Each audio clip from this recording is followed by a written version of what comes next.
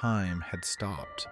The second hand on the studio clock quivered at the 12 like dust suspended in air, and the length of the quiver matched my pulse. I cut all power, pulled the plugs, shut off the UPS, and still 91.3 remained. The air under the fader resonated first. The needle sank like a dead fish, then suddenly rose one notch, as if opening its eyes. I froze my hand. The quieter I became, the better the radio listened. So I killed my breath first. Outside, rain fell. As the raindrops on the window settled into a steady interval, the hiss inside the speaker copied the rhythm.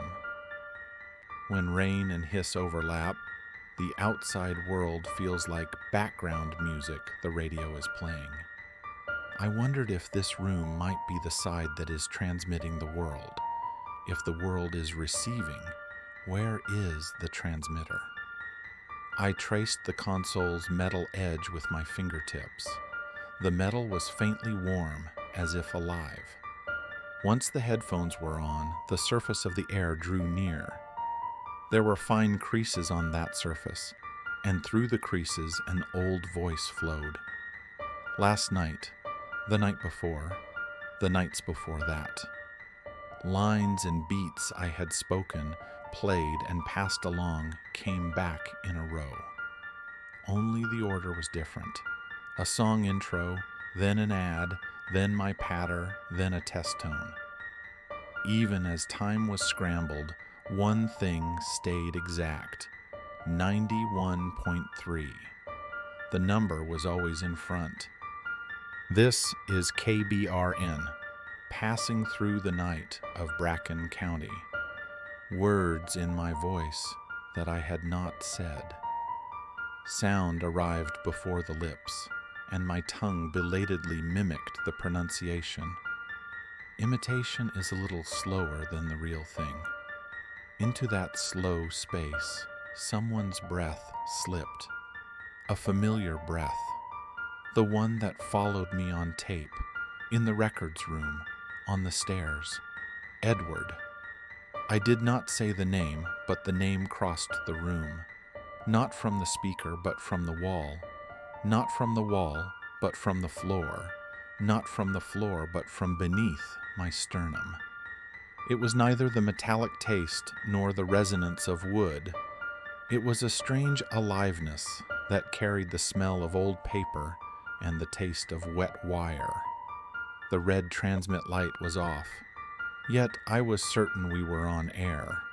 The certainty started in my ears and moved down to my fingertips, and my fingertips naturally pushed the fader up. The angle and speed ingrained in my body, the strength in my wrist, the resistance I feel between thumb and forefinger. As the fader crossed the midpoint, the needle responded. Awkward at first, like a child learning to speak after a long silence, then clearly climbing. Test transmission.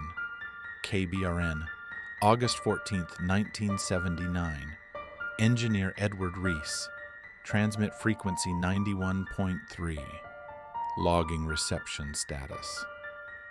He spoke slowly. The gaps between his words were long.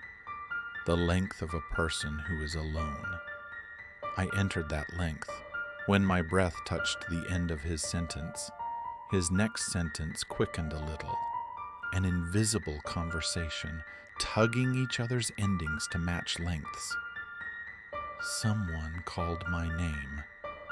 There is nothing on the receiver, but my voice is coming back. His chair scraped. A short clang of metal against floor skimmed under the console. The mic stand turned a little and rubbed the cable. From that friction came a small sound like a thin spark. The sound faded quickly, but the smell remained. Not fire, but electricity. I was not in the playback room, yet I had the impression a tape was turning. Impressions are usually wrong, but at radio night they often are right. playback without a screen, stop without a button, rewind happening where no hand can reach.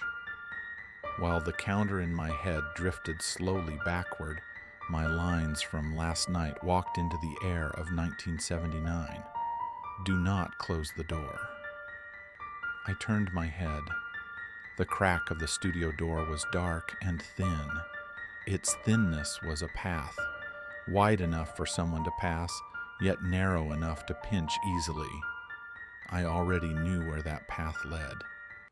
Downstairs, archive. The end of a shelf, the floor, white label, black ink, final transmission. I rose from the seat and walked to the door. I did not take the handle. Sometimes you can feel the temperature of metal without touching it. This was one of those times. There was no surface under my palm. Instead, there was a waveform. It was very fine, but certain. It rose and fell at the pace of my heart. I set my ear to the crack. The other side was quiet. When quiet is too exact, that exactness becomes a sound.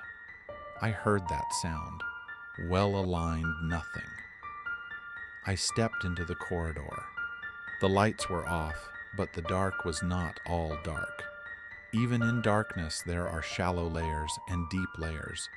The shallow pushed me. The deep pulled me. Between the two, 1 foot went a half step further. A half step was the distance to the first stair. With each step down, the pressure in my ears shifted a little. The tinnitus sank lower. The footfalls grew deeper. Halfway down, my right ear shut. I swallowed and click. After the click, a shallow tone. Between tones, someone's breath. I did not stop my feet. Archive room. The door was open. I had not opened it. The air inside was cold, but the cold was a property of metal, not water. When I flicked on the flashlight, the shelf labels rose up. News, PSA, traffic, test, 1979, 91.3. Between the labels, scattered bits of paper and pencil marks rubbed away to nothing. You could see at a glance the time since anyone last tidied this place, and how no one had come in since. Yet there on the floor were footprints, the shape of bare feet, 10 thin curves traced in the dust. I followed them to the end of a shelf. There was an empty reel frame, and at its center only the hub, with nothing wound. There was nothing, yet it turned. With each turn, the grain of the air changed, and with each change, my heart lagged a beat. Someone called my name. My name came out of my mouth. My mouth was closed. I turned back. The dark in the door crack thinned. Through that thinness, a thread of rain slipped. The basement has no windows. Rain only comes from above. Even so, water collects below. In the smell of water, I caught the smell of radio. Wet wire. Wet wood. Wet words. When I pushed the studio door, the room was waiting. The console lights were both off and on, and the needles were both still and trembling. I returned to my seat. I put the headphones back on. Where the skin of my ear touched the pad, warmth came. Through that warmth, a line slid. Night shift again? Huh. I did not say a word, yet the reply went out. The needles on the meters reacted to my silence. Meaning arrived on the fader before words did. Radio always sends meaning first. Words follow after. That is why radio often sounds like a prophecy. This is KBRN. 91.3, passing through the night of Bracken County. Test transmission. Edward Reese. Listener, please respond. The two sentences sounded like one sentence. Subject and object traded places, and the verb pointed to 2 times at once. The density of the air rose. The plaster in the walls swelled a hair. Light seeped through the mesh of the mic grill. The light entered my eyes and tinted my vision shallowly. I raised my hand and covered the mic. The light passed through my covering hand. On my palm there was a thin waveform. It was not my heartbeat. A little slower, a little deeper. I matched my heart to it. Matching was not hard. Humans learned to walk to a beat long ago. Radio began making beats long before humans. The monitor beside the console flickered. Numbers and words slowly appeared across the screen. Time, frequency, name, and in between them, my own name blinked. After a short silence, the screen completed the sentence by itself. Do not close the door. I did not touch the keyboard. Yet the line was in my cadence, my habit of skipping periods, the space after a number, the rhythm of line breaks. The screen's light washed over the back of my hand. The hairs there rose very slowly. The speaker inhaled. The whole room inhaled with it. Inside that breath, I made myself small. Becoming small did not frighten me. Radio makes small things large. It sends large things far. What goes far eventually returns.